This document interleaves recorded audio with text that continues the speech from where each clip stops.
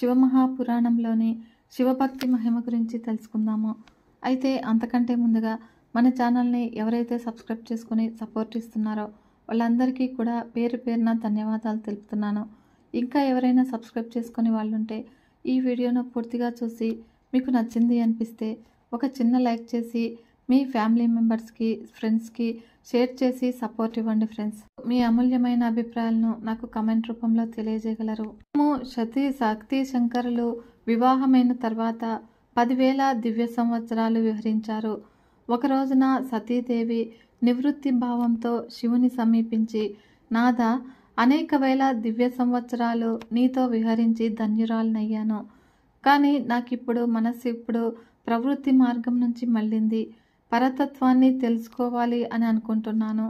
కనుక దేవా, జీవుడు ఏ తత్వాన్ని ఎరిగి శీఘ్రమే సంసార దుఃఖాన్ని దాటగలుగుతాడో ఆ మోక్ష ఉపాయాన్ని చెప్పవలసింది అని కోరగా పరమేశ్వరుడు ఇలా చెప్పాడు. అని మంచి ప్రశ్న అడిగావు, విను.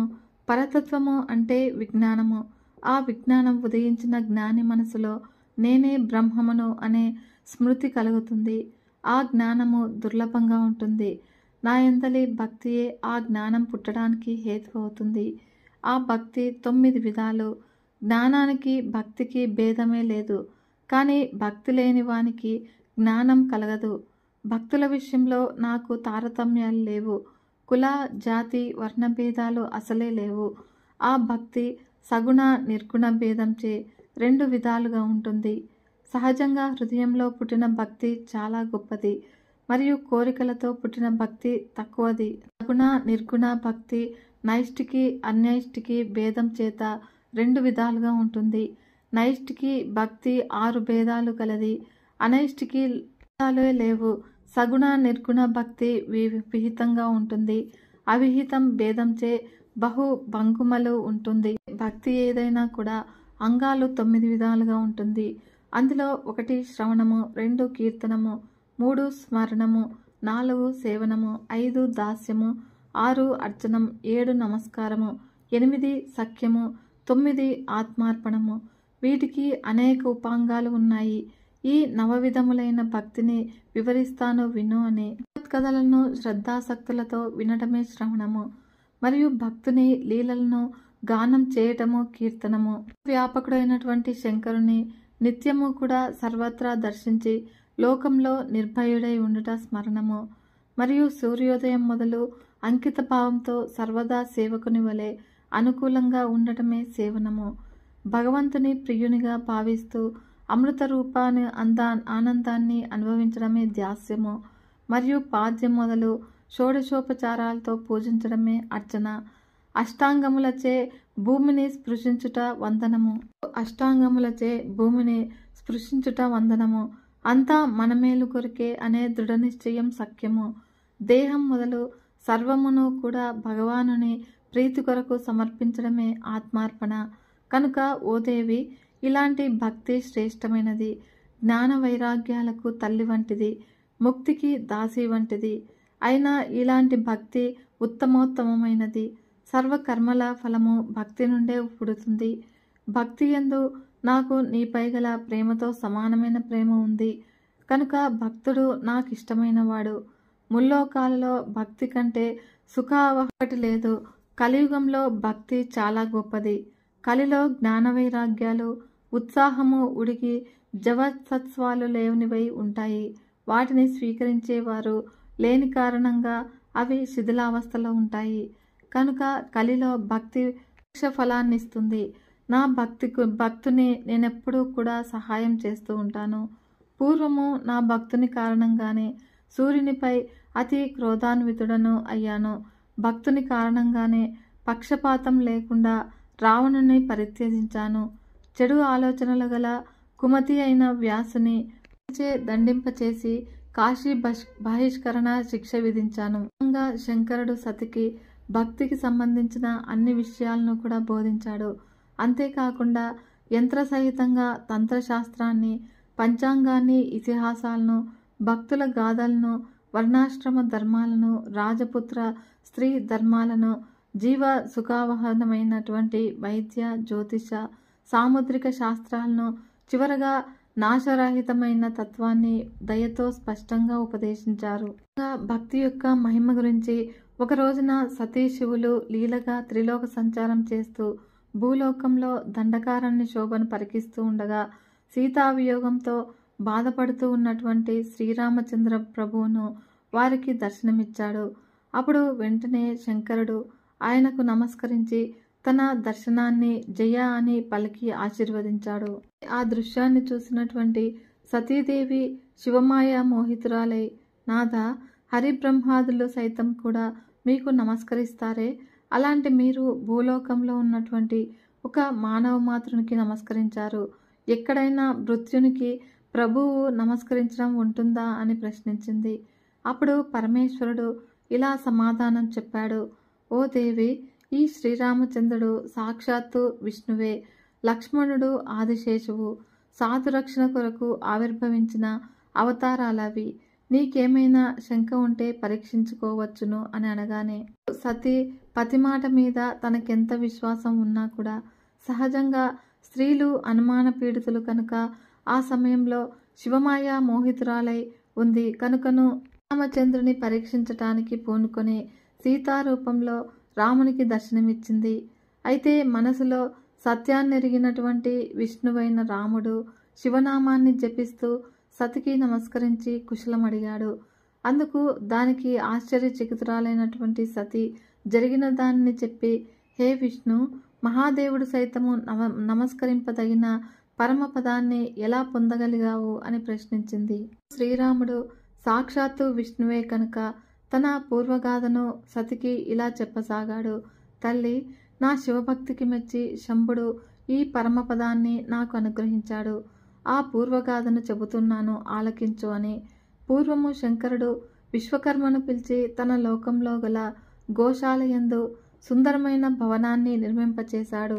ఛత్ర చామరాదులను, సింహాసనాన్ని ఏర్పాటు చేసి బ్రహ్మేంద్రాది సకల దేవతలను, తక్కిన దేవజాతులను, అప్సరసలను, గాయకులను రప్పించి అనేక దివ్య వస్తువులను సమకూర్చి స్వయంగా బ్రహ్మాండ మండపంలో నన్ను సింహాసనారూఢుడిని చేసి సార్వభౌమ చిహ్నంగా శిరసున రత్నకిరీటాన్నుంచి అనేక వరాలిచ్చి సృష్టి పాలన కర్తవ్యాన్ని నాకు అనుగ్రహించాడు.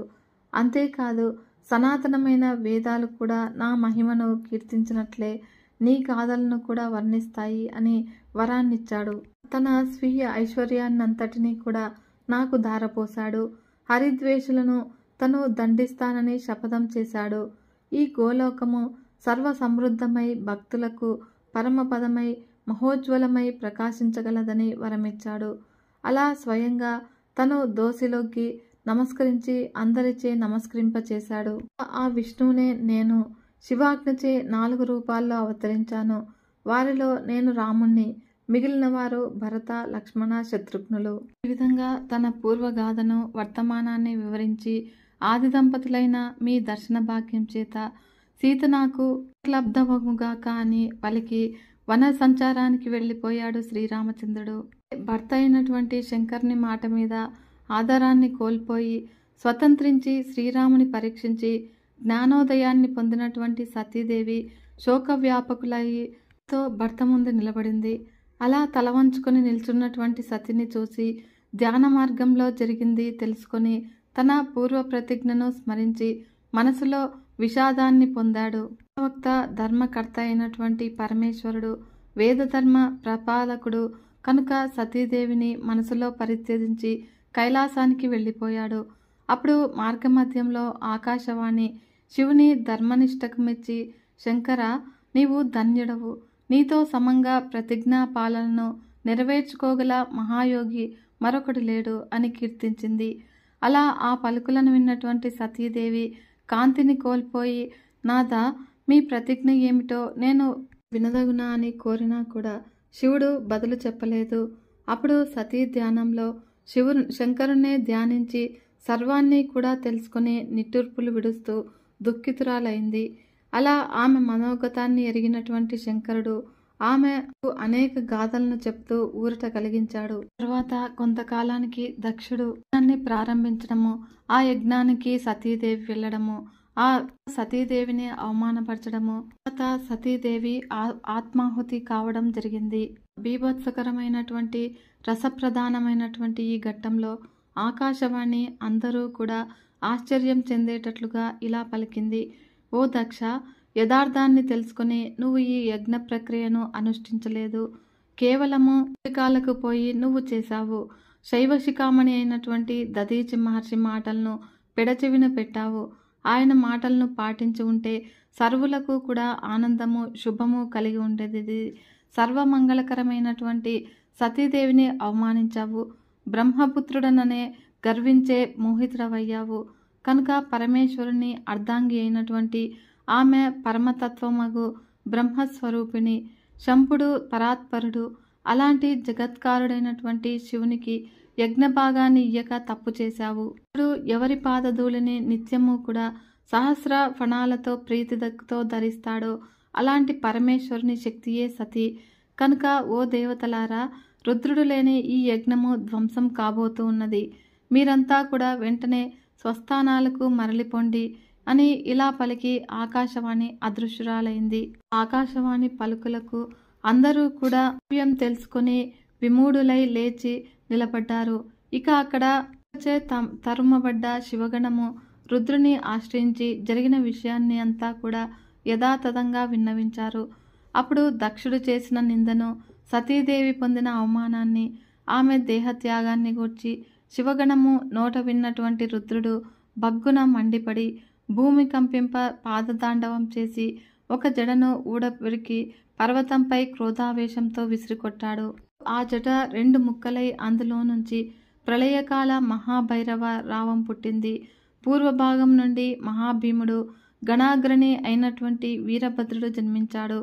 అతను పుడుతూనే ప్రళయకాల నల సంకాశుడై భుజుడు అయినటువంటి వీరభద్రుడు భూమండలాన్ని అంతా కూడా వృత్తంగా చుట్టి ఆ పైన 10 అంగుళాలు ఆక్రమించాడు. ఆ పైన మహారుద్రుని కోప నిశ్వాసం నుండి 100 జ్వరాలు, 13 సన్నిపాత రోగాలు పుట్టాయి. జట యొక్క ఉత్తర భాగం నుంచి భూతకోటి పరివృత అయినటువంటి మహాకాళి జన్మించింది. మూర్తిమంతమైన ఆ క్రూర జ్వరాలు సర్వలోకాలను కూడా భయపెడుతూ సర్వాన్ని కూడా దహిస్తాయా అన్నట్లుగా ఉన్నాయి. వీరుడైనటువంటి వీరభద్రుడు చేతులు జోడించి పరమేశ్వరునకు నమస్కరించి ప్రణామం చేసి వినయంగా ఇలా ప్రార్థించాడు. మహారుద్ర, నీవతి భయంకరుడు. సూర్యచంద్రాగ్నులు నీ నేత్రాలు. నా కర్తవ్యమేమిటి? ఆజ్ఞాపించండి. క్షణార్థంలో సముద్రాలను శోపింపచేయమంటారా? పర్వతాలను పిండి చెయ్యాలా? బ్రహ్మాండాన్ని భస్మం చెయ్యనా? దేవతలను అవమానించనా? కినుకతో శిక్షించనా? వాయు సంచారం నిరోధించనా? కనుక నీ అనుగ్రహంచే నేను చెయ్యలేని పని లేదు. హే శంభో, మీ సంకల్పం మాత్రం చేతనే కార్యాలు నెరవేరుతాయి. అలాంటిది మీరు వాక్కు చేత శాసిస్తే నేను ఎలాంటి దుర్ఘటనైనా కూడా కార్యాన్నైనా సాధించగలను. అంతా మీ అనుగ్రహము అనగానే సర్వమంగళుడైనటువంటి రుద్రుడు వీరభద్రుని ఉత్సాహ వచనాలకు సంతోషించి ఇలా ఆజ్ఞాపించాడు. వీరభద్ర, నా ఆజ్ఞను వెంటనే నెరవేర్చి నాకు సంతోషాన్ని కలిగించు. విను, కలుడు మహాగర్వి మూర్ఖుడు అయినటువంటి దక్షుడు యాగం చేస్తూ ఉన్నాడు. యాగాన్ని యజ్ఞ పరికరాలను భస్మం చెయ్యి. అంతేకాదు దేవ గంధర్వ యక్షులను ఇంకా అక్కడున్న వారిని భస్మం చెయ్యి. అక్కడ విష్ణువు బ్రహ్మ యముడు కూడా ఉన్నారు. వారిని పడగొట్టు. దధీచి మహర్షి మాటలను ఉల్లంఘించి ఎవరైతే అక్కడున్నారో వారందరినీ కూడా భస్మం చెయ్యి. నానాకర్షణ మంత్రాలతో వారందరినీ కూడా ఒకే చోటుకు చేర్చి అగ్నిజ్వాలలతో దహించు.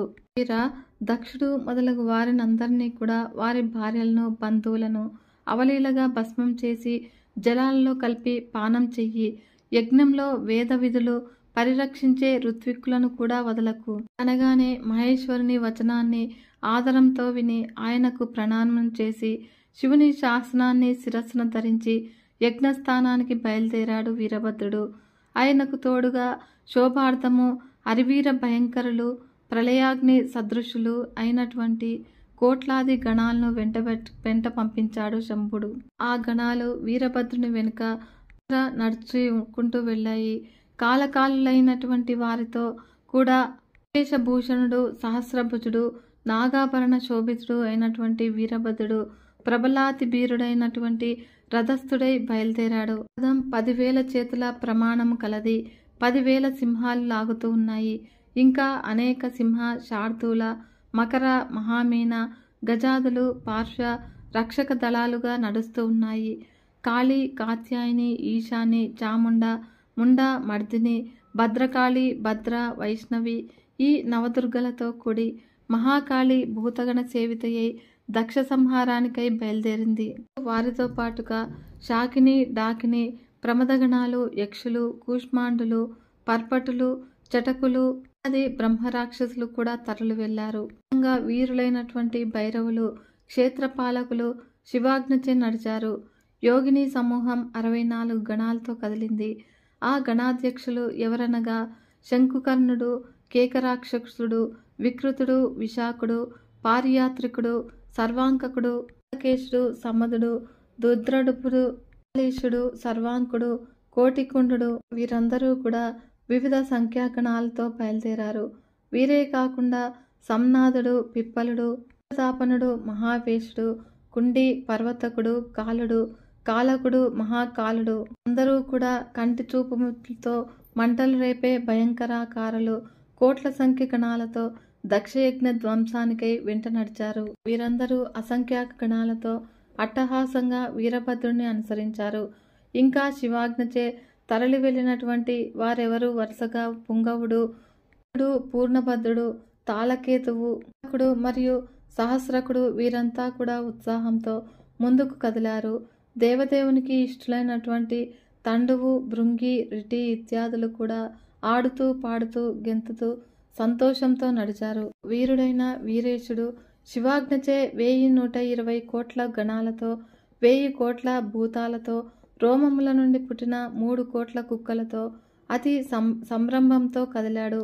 శూల, ముద్గర, గద, పరశు, ముసలాది ఆయుధాలను ధరించి శంఖ, పటహ, భేరి, కాహల, శృంగనాదాది వాద్యధ్వనులు చేస్తూ ఉండగా మనము వీరభద్రుని వెంట కదిలింది. వీరభద్రుడు అతిశయంతో జైత్రయాత్ర సంరంభుడై బయలుదేరగా ఇక్కడ యజ్ఞశాలలో దక్షిణకు మరియు ఇతర దేవతలకు అనేక దుశ్శకునాలు తోచాయి. 3 విధాల అంటే ఆధ్యాత్మిక, ఆది భౌతిక, ఆది దైవిక తాలు కానవచ్చాయి. అప్పుడు దక్షిణ ఎడమ కన్ను, చేయి, తొడ అదిరాయి. అది అశుభక సూచకము. భూమి కంపించింది. అప్పుడు మధ్యాహ్న వేళ నక్షత్రాలు కనిపించాయి. దిక్కులన్నీ కూడా ధూళీకృతమయ్యాయి.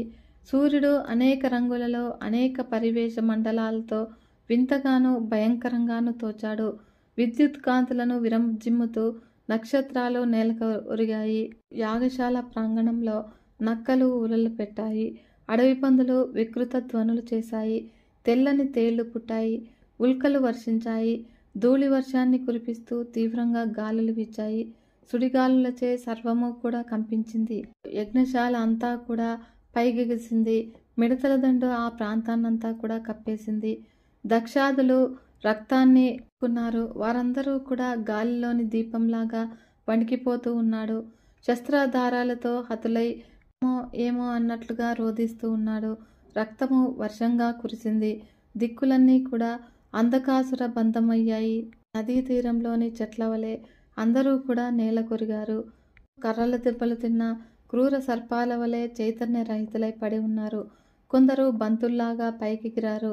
వారి రోదన ధ్వనులు జలపక్షుల కలకల రావాల వలె ఉన్నాయి. బ్రహ్మ, విష్ణువులతో సహా అందరూ కూడా తాబేళ్ల వలె భయంతో ముడుచుకుపోయి దుఃఖిస్తూ ఉన్నారు. దక్షుడు ఆ మహా ఉత్పాతాన్ని చూసి భయంతో వణికి తన ప్రభువు లక్ష్మీపతి అయినటువంటి విష్ణువును ఆశ్రయించి ఇలా ప్రార్థించాడు. హే దేవదేవ, హరే విష్ణు దీనబంధు కృపానిధి, నువ్వు నన్ను నా యజ్ఞాన్ని రక్షించాలి. యజ్ఞం నీ స్వరూపము. సర్వవ్యాపకుడైనటువంటి నువ్వు రక్షించకపోతే మరెవరు రక్షించగలరు అంటూ పరిపరి విధాల పాదాలను పట్టుకుని ప్రార్థించిన దక్షుని పైకి లేపి తన స్వామి అయినటువంటి పరమేశ్వరుని స్మరించి దక్షునితో ఇలా అన్నాడు విష్ణువు. విను, తత్వాన్ని తెలుసుకోలేక సకల జగదీశ్వరుడైనటువంటి పరమాత్మ అయిన పరమేశ్వరుని అవమానించావు. శివుని తిరస్కరిస్తే కార్యసాఫల్యం చేకూరదు. ఎక్కడ పూజింపతగిన వారు పూజింపబడక అపూజ్యులు పూజింపబడతారో అక్కడ దారిద్ర్యము, మరణము, భయము, నాశనము ఇవి సంభవిస్తాయి. ఇప్పుడు మహాభయం సంప్రాప్తించింది. ఇప్పుడు మేమందరము కూడా సమర్థులమైన దీనిని నివారించలేము. ఇదంతా కూడా నీ దురదృష్టం వలన కలిగింది అని విష్ణు మాటలకు దక్షుడు చింత చెంది స్థితిలో కూర్చుండిపోయాడు. ఇంతలో గణసహితుడై వీరభద్రుడు యజ్ఞస్థలాన్ని సమీపిస్తూ ఉన్నాడు. అప్పుడు రుద్రగణము సింహనాదం చేస్తూ ముందుకు వస్తూ ఉన్నది. ముల్లోకాలన్నీ కూడా కంపించాయి. ఆకాశమంతా కూడా చీకట్లు అలుముకున్నాయి. సాగరాలన్నీ కూడా అల్లకల్లోలమయ్యాయి. సైన్య సంరంభాన్ని చూచిన దక్షుడు భార్యాసహితుడై విష్ణు పాదాల మీద దండం వలె పడి ఎలాగైనా కూడా రక్షించమని ప్రార్థిస్తూ ఉన్నాడు. అతనికి శివతత్వాన్ని ఇలా బోధించాడు విష్ణువు. దక్ష విను, ముందు నీ క్రూర బుద్ధిని విడు. నైమిషారణ్య క్షేత్రంలో జరిగినటువంటి వృత్తాంతం నీకు గుర్తులేదా? రుద్ర కోపాగ్ని నుండి నిన్ను రక్షించగల వాడు ఎవ్వడు లేడు అక్కడ. ఓ దుర్మతి, ఏం చెయ్యాలో ఏం చెయ్యకూడదో తెలియని అవివేకివి నువ్వు. కర్మను చేసినంత మాత్రాన అన్ని వేళలా కర్మఫలాన్ని ఇవ్వనేరదు.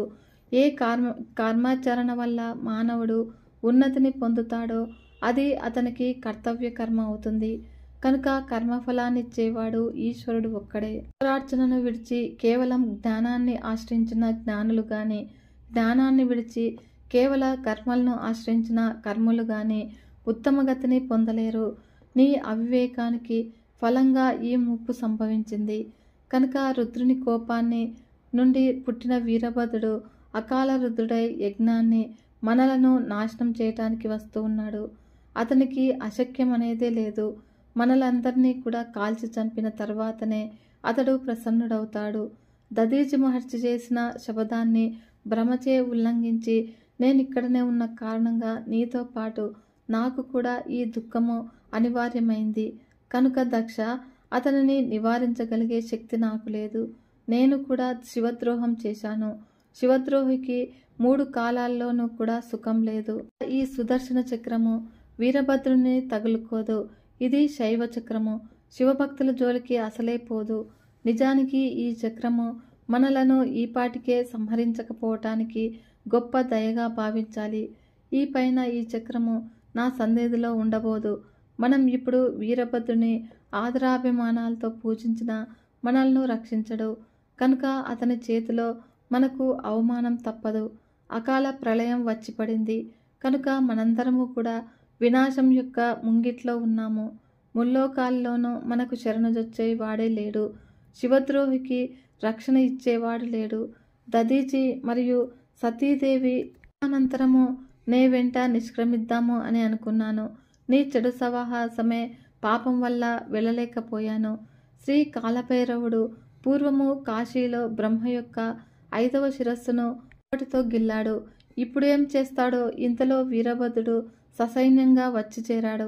పలికినటువంటి హితోపదేశాన్ని గుండె దిటువులేని మాటలుగా భావించి ఆయనను పరిహసించి అమరేంద్రుడు వజ్రపాణి అయి సకల దేవతా సమూహంతో కూడి యుద్ధానికి సన్నిద్ధుడయ్యాడు.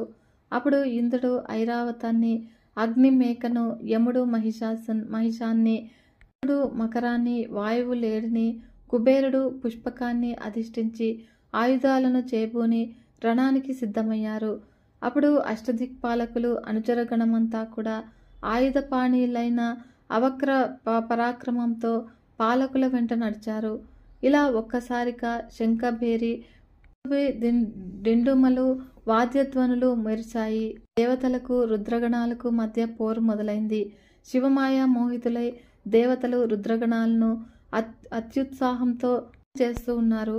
బల్యాలతో, బాణాలతో, ఖడ్గ, పరశు, తోమరాలతో, నానావిధ ఆయుధాలతో చేతులు నరికి శిరస్సులపై పొట్టల్లో పొడిచి మెడలు నమిలి విడిచి కనుగుడ్లు పీకి పేగులు తెంచి దారులను వర్షింపచేసి శివగణాలను యుద్ధ పలాయుతులను చేశారు. దేవతల ఈ ప్రథమ విజయానికి కారణము భృగు మహర్షి యొక్క మంత్రబలము. ఆయన దీక్షితుడైనటువంటి దక్షిని సంతుష్టుని చేయటానికి మంత్రోచ్చాటన చేశాడు. గణాలు వెనుదిరిగి రావటాన్ని చూసినటువంటి వీరభద్రుడు తోక తొక్కిన చుక్క వంటి తన చేతిని ఊపుతూ వచనాలను పలుకుతూ మహాత్రిశూలాన్ని ధరించి పశువుల కాపరి మందను మళ్లించినట్లుగా గణాలను తిరగొట్టేశాడు. గణాలు దేవతలను కత్తులతో నరికి, ఇనుప కళ్ళతో పొడిచి, గండ్రగొడ్డళ్లతో వేటాడి, రంపాలతో కోసి, తో పేగుల్లాగి మహాబీభత్సంగా సంహరించడం మొదలుపెట్టారు. ఆ యుద్ధం చేస్తున్నప్పుడు దేవతలంతా కూడా భయపడి అక్కడి నుంచి పారిపోయారు. వారిలో వారు సంప్రదించుకొని బుద్ధిమంతుడైన బృహస్పతిని చేరి యుద్ధంలో సిద్ధిని పొందే ఉపాయాన్ని చెప్పి ముప్పు తొలగించమని బతిమలాడారు. అంతటా దేవగురువు కరుణాన్వితుడై చిత్తంతో శివుని స్మరించి ఇంద్రునితో ఇలా అన్నాడు: పూర్వము విష్ణువు చెప్పినదంతా ఇప్పుడు ప్రత్యక్షంగా జరుగుతోంది. ఓ అమరేంద్ర, నేను చెప్పేది విను. కర్మలన్నింటికీ కూడా ఫలాన్నిచ్చేది ఈశ్వరుడొక్కడే ఉన్నాడు. ఆయన కూడా కర్మఫలాన్ని కర్త యొక్క కర్మను అనుసరించే ఇస్తాడు గాని కర్మ లేని సందర్భంలో ఫలాన్ని ఇయ్యడు. కనుక ఈ కర్మ యొక్క పోకడను గొప్పది. సర్వ పంత్రాలు, ఔషధులు, అభిచార కర్మలు, శ్రౌత స్మార్త కర్మలు, పూర్వోత్తర మీమాంసాది తదితర శాస్త్రాలు, వేదాలు, మంత్ర తంత్ర జప ధ్యానాదులు ఇవేవి కూడా ఆ ఈశ్వరునికి సాక్షాత్కరింప చేయలేవని పూర్వర్షులు చెప్పారు. వేదాలను 10,000 సార్లు పారాయణ చేసినా కూడా జీవునికి ఈశ్వర దర్శనం లభించదు. నీవే తప్ప మరొక గతి లేదు అని శరణాగతులైన భక్తులకు ఆయన దర్శనమిస్తాడు. ఇది వేదవచనము. సదాశివుని అనుగ్రహం చేత మాత్రమే శాంతము, శ్రేష్టము, నిర్వికారము అయిన దృష్టి లభిస్తుంది. ఆ దృష్టి చేతనే ఆయన తెలుపబడతాడు. ఇంద్ర, నువ్వు మాయామోహితుడవై అజ్ఞానంతో లోకపారులతో కలిసి జ్ఞానానికి వచ్చావు. ఇక్కడ ఏమి విక్రమాన్ని చూపుతావు? ఈ రుద్రగణాలు అధర్వ విధ్వంసానికై వచ్చారు. ఆ పని చేసి వెళతారు. దీన్ని తప్పించే ఉపాయమే లేదు. ఇది ముమ్మాటికి సత్యము.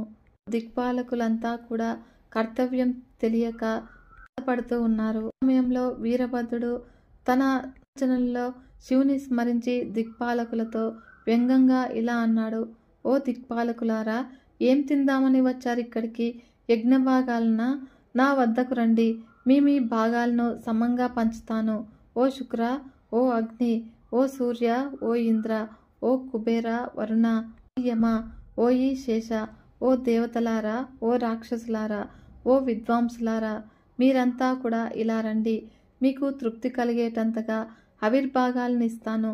మీరు దుష్టులతో అగ్రగణ్యులు, రుద్రుడు లేని యజ్ఞానికి భద్రంగా తిరిగి వెళదామనే వచ్చారా? వెటకారపు మాట్లాడి వీరభద్రుడు ఇంద్రునితో సహా అందరినీ కూడా బాదాడు. అప్పుడు వారందరూ కూడా పారిపోగా యజ్ఞశాల సమీపానికి వచ్చాడు. అక్కడి ఋషులు అతన్ని చూసి భయపడి విష్ణువును సమీపించి రక్షించమని వేడుకున్నారు. అప్పుడు ఋషుల ప్రార్థనను ఆలకించి సర్వము తెలిసిన వాడైన హరి స్థితిపాలకత్వ కర్తవ్యాన్ని నిర్వహించని రోజుడై ఆయుధాలతో నిలిచాడు.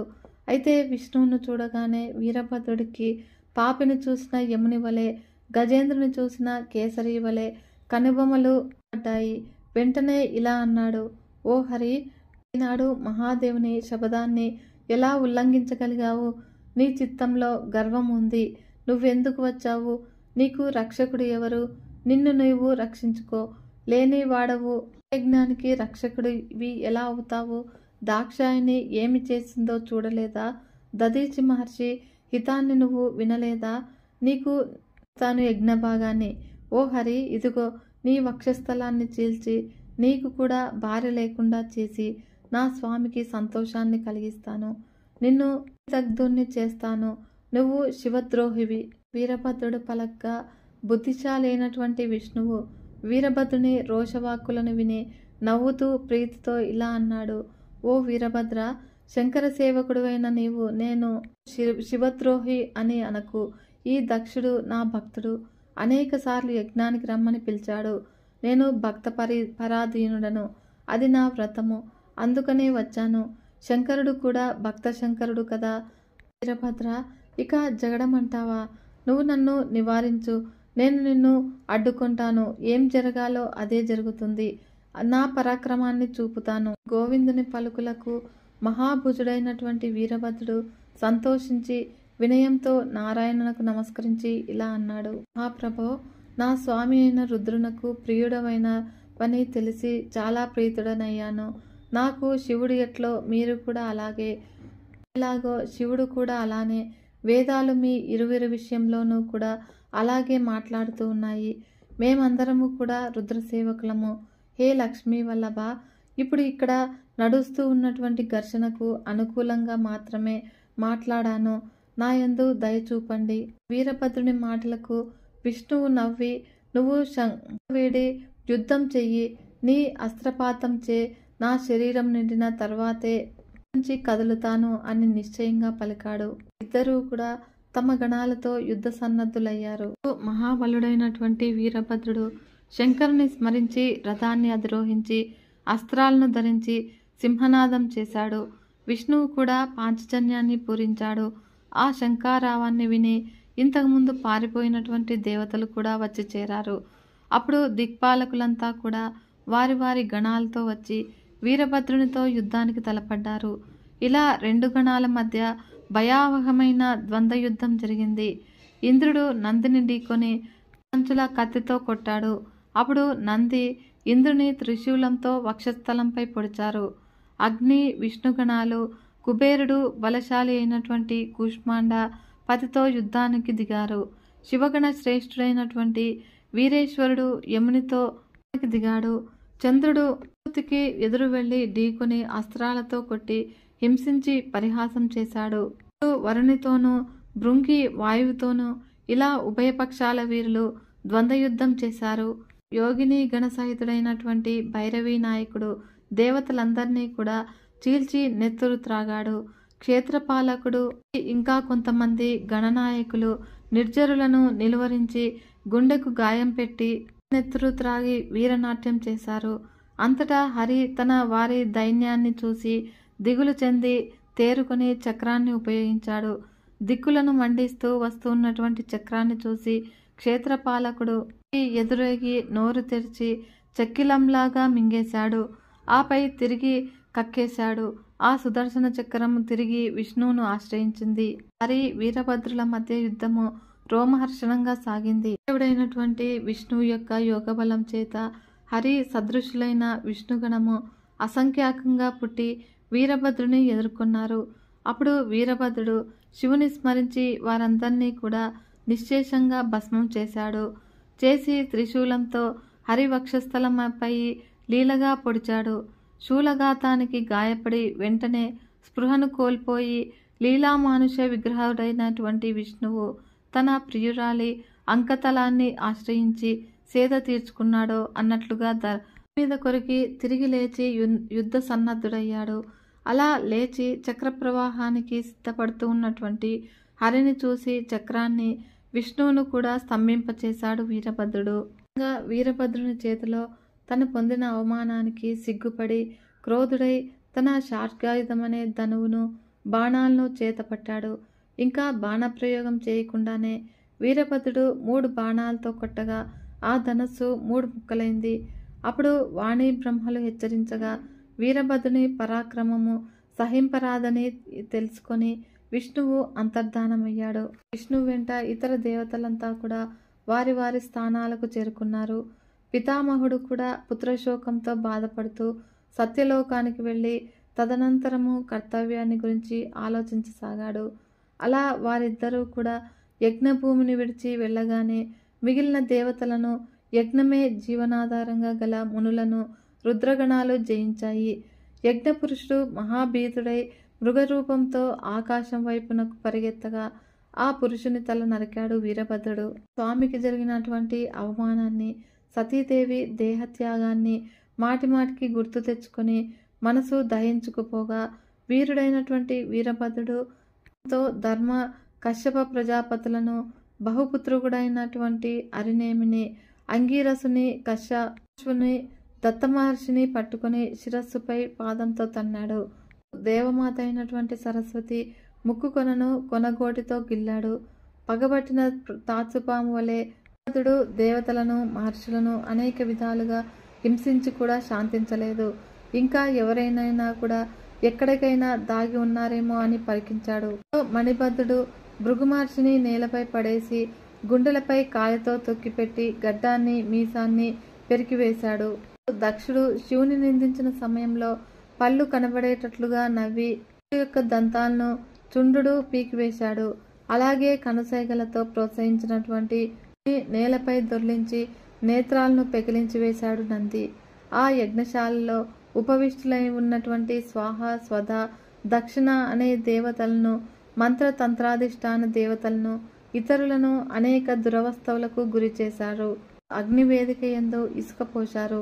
అక్కడ భయం చేత దాక్కొని ఉన్నటువంటి బ్రహ్మపుత్రుడైనటువంటి దక్షుని రుద్రగణాలు వెతికి పట్టుకుని బలవంతంగా బయటకు లాగి వీరభద్రుని ముందు నిలబెట్టారు. అప్పుడు వీరభద్రుడు కోపంతో చెక్కిళ్లు పట్టుకుని ఖడ్గంతో తల నరకబోతపోగా దక్షుని యోగమహిమ వల్ల సాధ్యం కాలేదు. శస్త్రాస్త్రాలతో ఆ తలను నరుకుట అసంభవాన్ని తెలుసుకొని గుండెపై 2 కాళ్లతో నిలబడి చేతితో తల పట్టుకుని మెలిమెట్టి తెంపేసి అగ్నిహోత్రంలో పారేశాడు. చీకట్లను పారద్రోలిన సూర్యుని వలె శత్రు నిర్మూలనం చేసి కార్యాన్ని పూర్తి చేసుకుని శూలాపాణి అయి పరమేశ్వరుని ఎదుట నిల్చున్నారు. అప్పుడు మహాదేవుడు ప్రసన్నుడై వీరభద్రుని సర్వగణ అధ్యక్షుణ్ణి చేశాడు. కదా ఫ్రెండ్స్, శివభక్తి మహిమ గురించి మరియు వీరభద్రుని ఆవిర్భావం గురించి తెలుసుకున్నారు కదా. ఈ వీడియో మీకు నచ్చినట్లయితే ఒక చిన్న లైక్ చేసి మన ఛానల్ని ఇంతవరకు సబ్స్క్రైబ్ చేసుకోకుంటే సబ్స్క్రైబ్ చేసుకొని సపోర్ట్ ఇవ్వండి ఫ్రెండ్స్. మరొక మంచి వీడియోతో మీ ముందుకు వస్తాను. అంతవరకు సెలవు. నమస్కారం.